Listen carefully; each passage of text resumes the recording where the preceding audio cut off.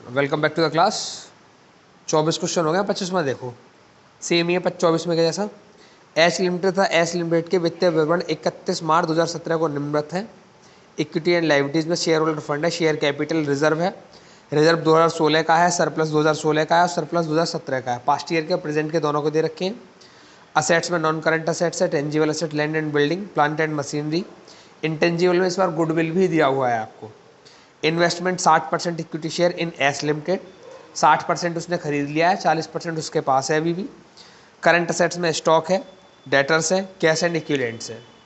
अतिरिक्त सूचनाएं दे रखी। 1 अक्टूबर 2016 को एच लिमिटेड ने एस लिमिटेड के 60% अंशों का क्रय किया है। एस लिमिटेड के देनदारों में एस लिमिटेड द्वारा देय 33,000 रुपये शामिल हैं। देनदार लेनदार की जब भी बात आएगी तो दोनों ही लेस हो जाएंगे, देनदारों में से भी और लेनदारों में से भी। एच लिमिटेड के स्टॉक में 50,000 का माल एच लिमिटेड से क्रय किया हुआ है, जिसे बाद वाली कंपनी द्वारा विक्रय मूल्य पर 20% लाभ पर बेचा जाता है। 31 मार्च 17 को संयुक्त वित्तीय विवरण तैयार करना है आपको। पहले करनी पड़ेगी कैलकुलेशन। क्वेश्चन नंबर कौन सा? 25।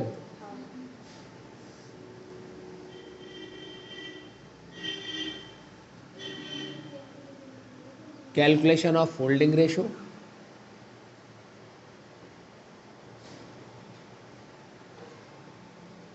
एक इसमें एच लिमिटेड है, एक एस लिमिटेड है।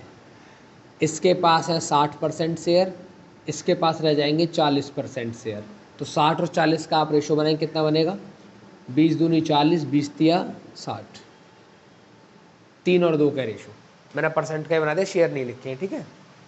अगली कैलकुलेशन किसकी होगी? कब खरीदा है कंपनी को, किस डेट में?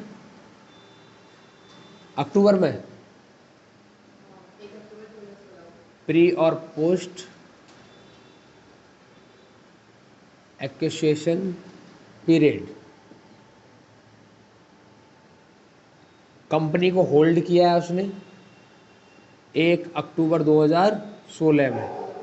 तो जो ईयर रही होगी वो 1 अक्टूबर 16 से लेके और 31 मार्च 17 तक रही होगी। दो जगह हाँ जी, सॉरी, 1 अप्रैल। तो ईयर जब ये कंप्लीट करेंगे तो कैसे करेंगे? एक बार 1 अप्रैल 16 से लेके और 1 अक्टूबर 16 तक पहला पार्ट, और 1 अक्टूबर 16 से लेके 31 मार्च 17 तक दूसरा पार्ट। 6 महीने इसके हो जाएंगे और 6 महीने इसके हो जाएंगे। अब कैलकुलेशन करनी पड़ेगी हमको प्रॉफिट की। Calculation of pre.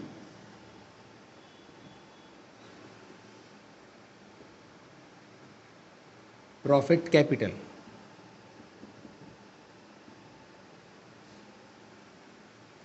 बताओ रिजर्व कितना दिया है? 2016 वाला। टोटल लिखना पड़ेगा 40,000। सरप्लस 2016 वाला 30,000 और सरप्लस 2017 वाला 22,500। इसको लगाना पड़ेगा 6 महीने का, क्योंकि सिर्फ 17 में 6 महीने हैं ऐसे। कितना? 11,250। सबको जोड़ दो, 81,250 ही होगा कैपिटल प्रॉफिट। अब कैलकुलेशन करेंगे यहाँ पे।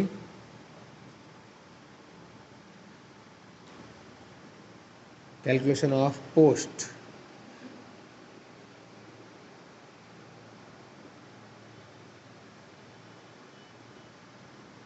रिवेन्यू टाइप है ये।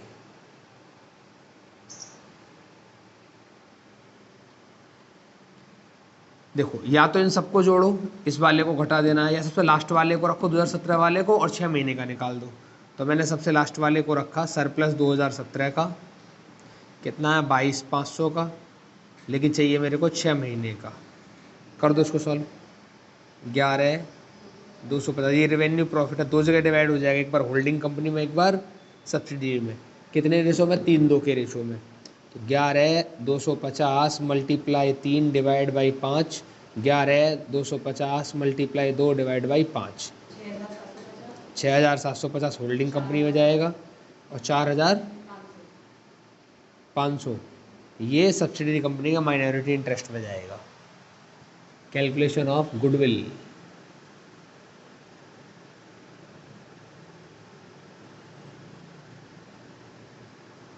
या कैपिटल रिजर्व।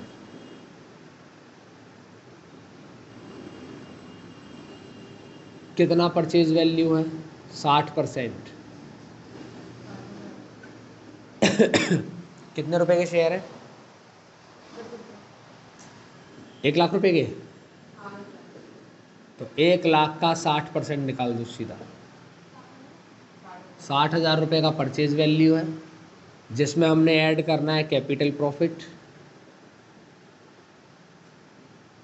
या तो 60% के अकॉर्डिंग निकालो या 3 और 2 रेशो के अकॉर्डिंग निकालो। कितना है? 81,250। या तो इसका 60% निकाल दो या 3/5 निकाल दो। 48,750 ऐड कर दो। 1,08,750 और माइनस करना है इसमें से इन्वेस्टमेंट, या अलग से लिख लो उसको। ये टोटल हो गया इन्वेस्टमेंट। कितना इन्वेस्टमेंट किया है? 85,000 का इन्वेस्टमेंट है। अब देखो 1,08,000 रुपये की संपत्ति है, 85,000 रुपये आप उसको दे रहे हैं, तो आपको कैपिटल रिजर्व होने वाला है। देन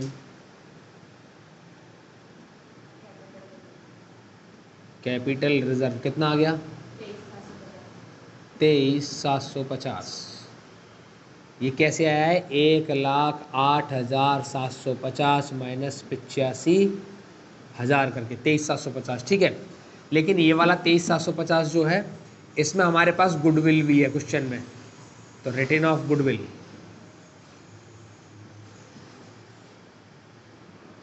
देखो कितनी गुडविल दी है दोनों की। 1,50,000 और प्लस का 35,000 कितना हो जाएगा? 1,85,000।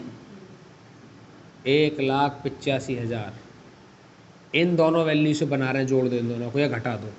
माइनस है ना, घटा दो इसको, गुडविल ही बचेगी, गुडविल ज़्यादा है।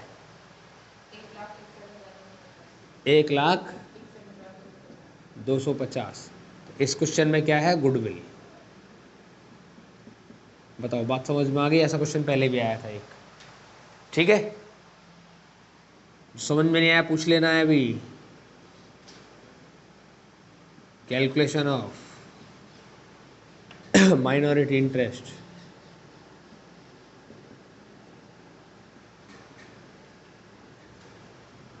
जो एस लिमिटेड है उसकी कैपिटल बैलेंस कितनी बची हुई है? At the rate of 40%। 60% तो परचेज कर लिया हमने, तो 1,00,000 का 40%, 40,000 रुपये तो ये बचे हैं, प्लस कैपिटल प्रॉफिट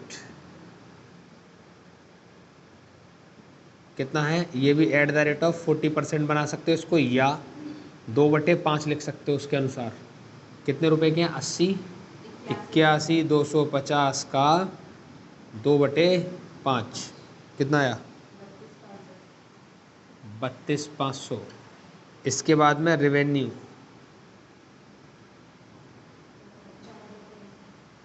प्रॉफिट कितना? 4,500 निकाल के रखा है हमने उधर, ऐड कर दो।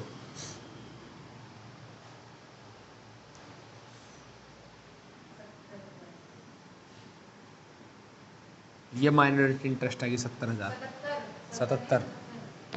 77,000। अब इसके बाद में हमको कैलकुलेशन करना पड़ेगा इधर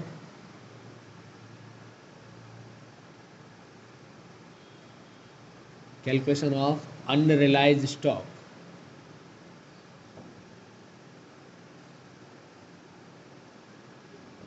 देखो जरा अनरियलाइज्ड स्टॉक में क्या है, कितने रुपए का स्टॉक है?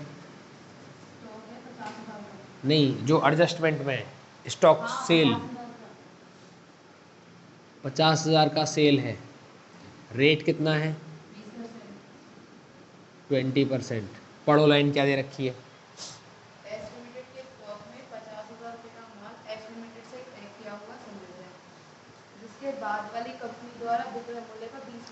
विक्रय मूल्य पर 20% का लाभ है।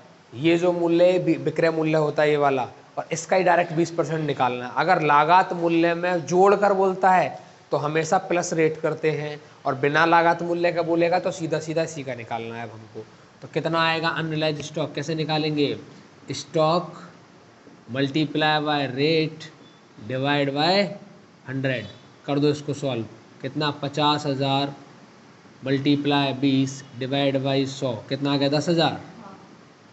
ये अनरिलाइज स्टॉक है, जो एक बार स्टॉक में से लेस होगा और एक बार प्रॉफिट में से लेस होगा, जो कंसोलिडेट का प्रॉफिट आएगा। अब है कैलकुलेशन करेंगे, calculation of consolidated profit and loss. बताओ जरा कितना सरप्लस है 2016 का, लेकिन होल्डिंग कंपनी का कितना, 45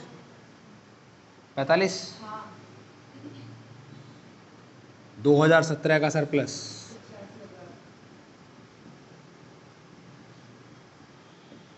85,000 प्लस रेवेन्यू करना है इसमें 6,750 वहाँ निकाला है हमने उधर। इसके बाद माइनस करना है स्टॉक वैल्यू जो है,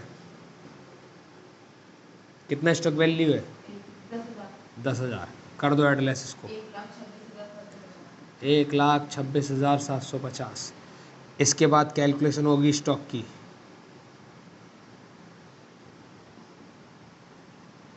जो फाइनेंशियल स्टेटमेंट में आएगा। कितना स्टॉक दिया है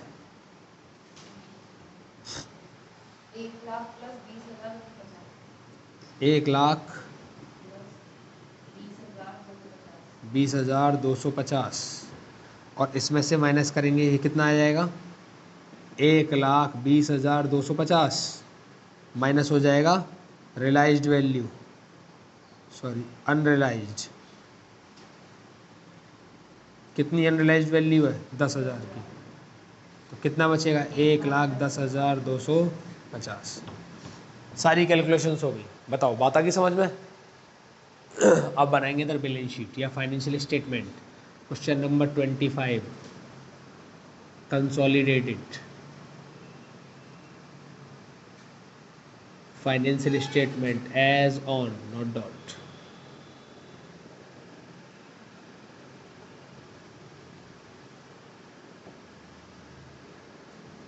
नोट नंबर का कॉलम मैंने नहीं लिखा है। First point equity and liabilities, first point आएगा शेयर होल्डर फंड,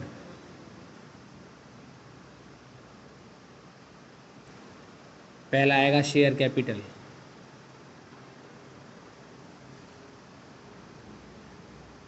कितना शेयर कैपिटल है 1,00,000 रुपए का सीधा, होल्डिंग का सिर्फ 50,000, ये 5,00,000 सीधा 5,00,000 रुपए हैं 5,00,000, ये रुपए का कॉलम है ना, रुपए 5,00,000। मैंने वो नहीं लिखा कितने शेयर है, या फिर लिख देता हूँ चलो 50,000 share at the rate of 10 रुपये का एक। अगला क्या दिया अभी पॉइंट, रिजर्व एंड सरप्लस। पहले जनरल रिजर्व बताओ 2,10,000 और सरप्लस, मैंने दोनों ही सरप्लस ऐड कर लिए, सारे के सारे ऐड कर लिए, कितना 1,26,750। 16 का ऐड नहीं करता तो 16 का अलग से लिखना पड़ता, 17 के ऐड करके लिखने पड़ते। मैंने सारी ऐड कर लिए 16 17 सबके, कितने 1,26,750। अगला क्या है सी पॉइंट माइनॉरिटी इंटरेस्ट, कितना माइनॉरिटी इंटरेस्ट है, माइनॉरिटी इंटरेस्ट ये रहा 77,000 रुपये का, लिख दो यहाँ पे 77,000 रुपया। इसके बाद दूसरा point current liabilities,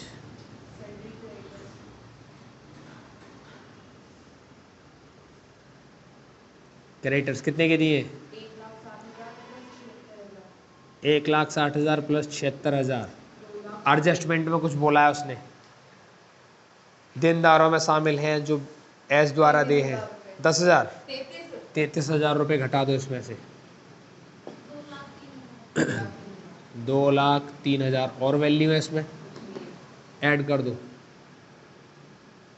total liabilities,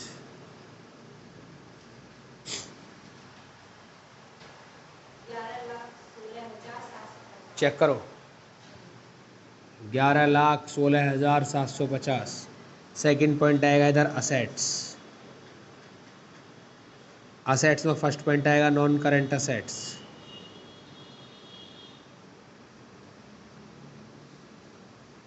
इसके बाद भी इसमें ए पॉइंट आएगा टेंजिबल असेट्स।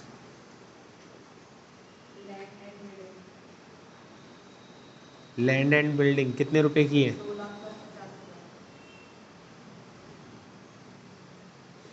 2,00,000 प्लस 50,000, टोटल मिला के हो गया 2,50,000। अगला इसमें दे रखा है प्लांट एंड मशीनरी, 2,50,000 प्लस 50,000, ये हो जाएगा 3,00,000।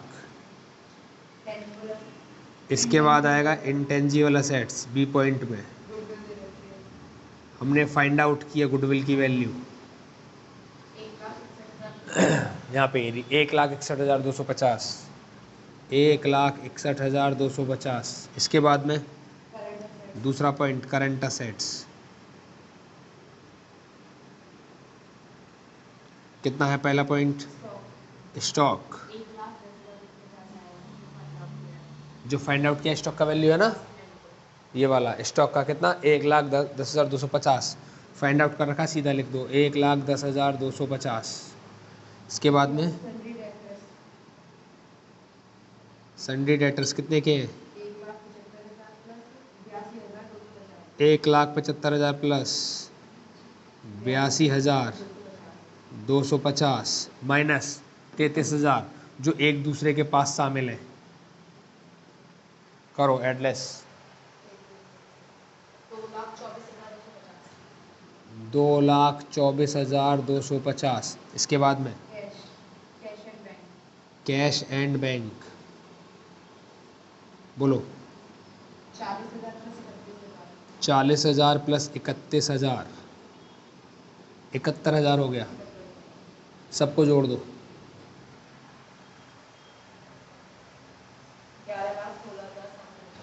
11,16,750, ये बन गया टोटल असेट्स। बताओ, बात समझ में आ गई? आसान है ना? ठीक है, चलो देखो 26वां क्वेश्चन। 31 मार्च 17 को जीई लिमिटेड तथा सीई लिमिटेड ने निम्न विवरण प्रस्तुत किए हुए हैं। इक्विटी एंड लाइबिलिटीज है, शेयर होल्डर फंड है, शेयर कैपिटल है, रिजर्व सरप्लस है, जनरल रिजर्व में सरप्लस पीएनएल दे रखा दोनों का, क्रेडिटर्स दे रखे हैं, नॉन करंट असेट्स में टेंजिबल असेट्स है, land and building, plant and machinery, furniture, investment दिया 20,000 इक्विटी शेयर का, लेकिन रियल में उसके पास 30,000 इक्विटी शेयर हैं, 10 रुपये के 3,00,000 रुपये वाले हैं। इसके बाद बोल रहा है stock, debtors, cash and equivalents. आपको आवश्यक समायोजना विस्तार से दिखाते हुए निम्न सूचनाओं को ध्यान में रखते हुए 31 मार्च 17 का वित्तीय विवरण तैयार करना है। आदेशों का क्रय करने की तिथि पर सीई के संचय एवं लाभ में क्रम से 80,000 75,000 रुपये थे। मतलब क्रय करने की तिथि नहीं दे रखी, तो जो पैसे दिए हैं ना वो कैपिटल प्रॉफिट का दिया है, ऊपर जो बैलेंस शीट में पैसे हैं वो रेवेन्यू निकलेगा वहाँ से। सीई लिमिटेड के 1,60,000 के स्टॉक में 60,000 रुपये जीई लिमिटेड से क्रय किए गए माल के शामिल है, जिनमें लागत पर 25% लाभ अर्जित किया गया था।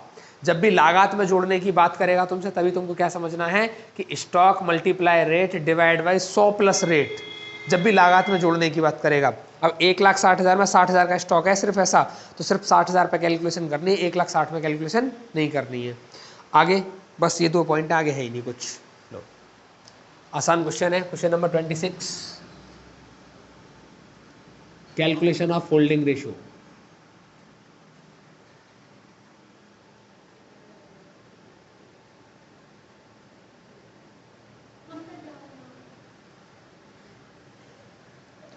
एक इसमें होल्डिंग कंपनी है जिसको बोला है जीई लिमिटेड, और एक इसमें सब्सिडरी कंपनी जिसको बोला है सीई लिमिटेड। देखो टोटल मिला के 3,00,000 की कैपिटल है, मतलब 30,000 शेयर है, लेकिन 20,000 उसने परचेज किए, तो 20,000 शेयर तो आएंगे इधर और 10,000 शेयर रहेंगे इधर। 10 एकम 10, 10 दूनी 20, 2:1 का रेशो बन गया इनका। कैलकुलेशन ऑफ पीरियड इसमें होगा नहीं, क्योंकि नहीं इसमें डेट नहीं दे रखी है, सीधा क्या है प्रॉफिट निकालना है। Calculation of pre acquisition profit, मतलब कैपिटल टाइप है ये। जो क्वेश्चन में दिया हुआ है नीचे एडजस्टमेंट में, बताओ जनरल रिजर्व कितने का? 80,000 सरप्लस दोनों को ऐड कर दो, 1,55,000, यही इसका कैपिटल प्रॉफिट है।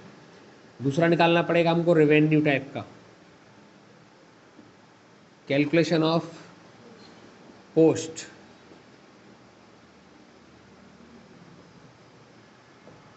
प्रॉफिट, मतलब रेवेन्यू टाइप। देखो जर्नल रिजर्व बताओ कितना दे रखा है वहाँ पे? हाँ 1,25,000। P&L 1,75,000, दोनों को ऐड कर दो, टोटल हो गया 3 लाख। इसमें से माइनस कर दो कैपिटल प्रॉफिट, 1,55,000, 1,45,000 रुपये बचेंगे। यही तुम्हारा क्या है? रेवेन्यू। अब कैलकुलेशन किसकी करनी पड़ेगी? गुडविल की। चलो इसको बांट देते हैं यहाँ पे। तो पहले आएगा होल्डिंग कंपनी के पास, फिर आएगा सब्सिडी कंपनी के पास। तो किस रेशो में? 2 और 1 के रेशो में। इसको मिलेंगे 2, इसको 1। तो कैसे निकालेंगे? 1,45,000 मल्टीप्लाई 2 डिवाइड बाई 3, और 1,45,000 मल्टीप्लाई 1 डिवाइड बाई 3, कितना है इसका और उसका बताओ। 96,666, इतना ही रहने दो इसको। इसका बताओ।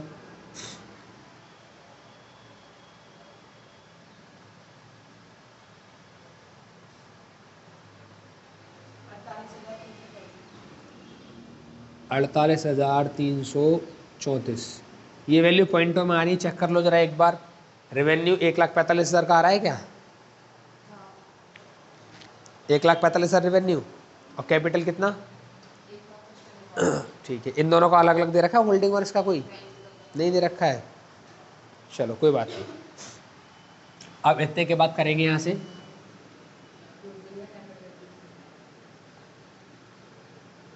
Calculation of goodwill. गुडविल को कॉस्ट ऑफ कंट्रोल भी बोलते हैं, कैपिटल रिजर्व। देखो परचेज वैल्यू कितनी है? कितने रुपए की कंपनी थी वो? 3 लाख की, जिसमें से हमने कितना लिया है? दूसरा पार्ट, 2 और 1 3, तो 2/3 कितना आएगा? 2 लाख रुपए। प्लस करना पड़ेगा इसमें कैपिटल प्रॉफिट। कितना कैपिटल प्रॉफिट है हमारे पास? 1,55,000 इधर, ये वाला 1,55,000 का 2/3,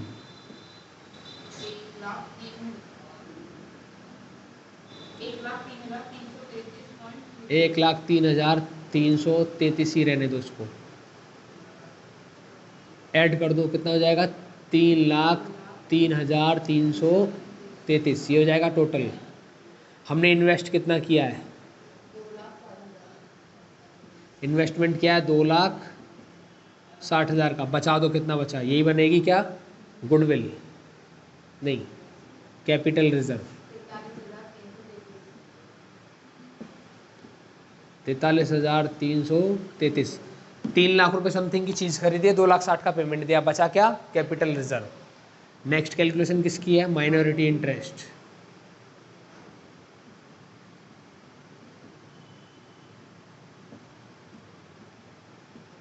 माइनॉरिटी इंटरेस्ट कैसे निकालेंगे? माइनॉरिटी इंटरेस्ट, हमारे पास जो सब्सिडरी कंपनी है कौन? CE लिमिटेड, उसका जो बैलेंस बचा हुआ है कितना? 3 लाख में से उसके पास है 1/3, कितना बचा? 1 लाख। इसमें ऐड कर दो कैपिटल प्रॉफिट। कैपिटल प्रॉफिट कितने का था? 1,55,000। का कितना निकालना है, 1/3,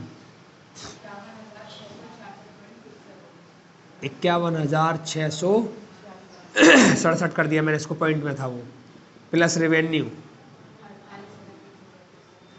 48,334 कर दो ऐड।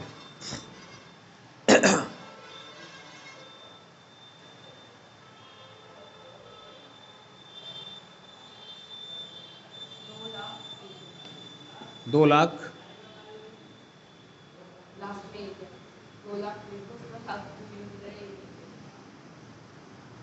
पूरे 2 लाख रुपए, 1 रुपए का अंतर इसीलिए है क्योंकि इसमें हमने राउंड ऑफ किया हुआ है, 1 रुपए ज़्यादा है ना, या तो 2,01,000 लिख लो पूरा ऐसे,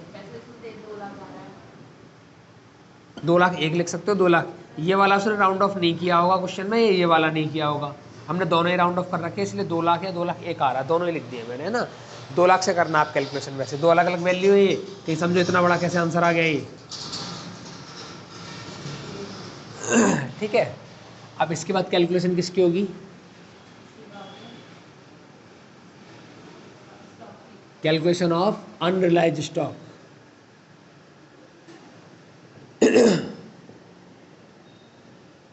कितना है वैल्यू स्टॉक का, वैसे तो 1,60,000 दिया उसने, लेकिन बोला 1,60,000 में 60,000 ऐसा है, तो 60,000 की वैल्यूशन करेंगे सिर्फ हम। रेट कितना है, अब इस बात को पढ़ो, क्या है वो,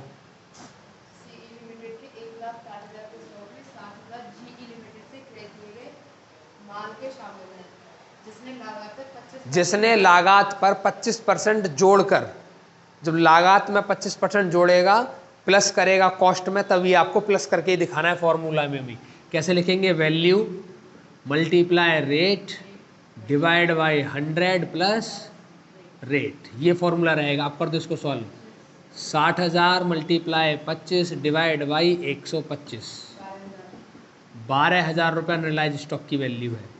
इसका फ़र्क कहाँ कहाँ पड़ेगा, इसका फ़र्क पड़ेगा एक स्टॉक में और एक सरप्लस में। अब कैलकुलेशन करेंगे, कैलकुलेशन ऑफ कंसोलिडेटेड,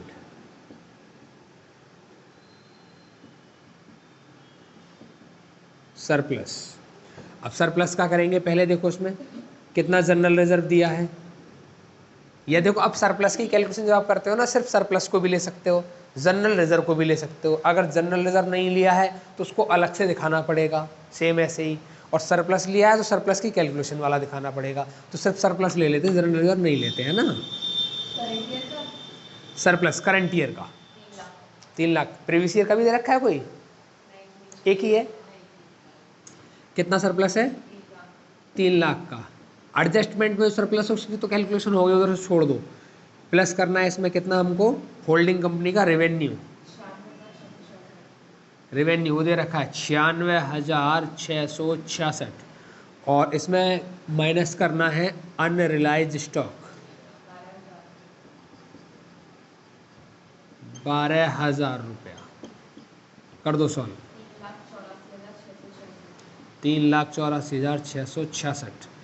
अब इसके बाद में कैलकुलेशन करनी पड़ेगी जो फाइनेंशियल स्टेटमेंट में लिखा जाएगा स्टॉक, कैलकुलेशन ऑफ स्टॉक, किसका, फाइनेंशियल स्टेटमेंट का। बताओ कितना स्टॉक दिया है,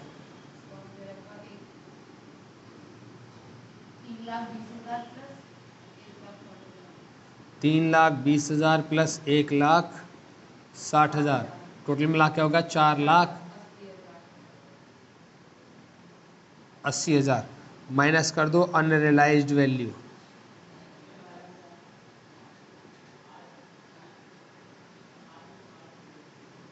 घटा दो, ये आएगा स्टॉक। इसके बाद में एक वैल्यू और आएगी वहाँ पे, क्रेडिटर्स और डेटर्स की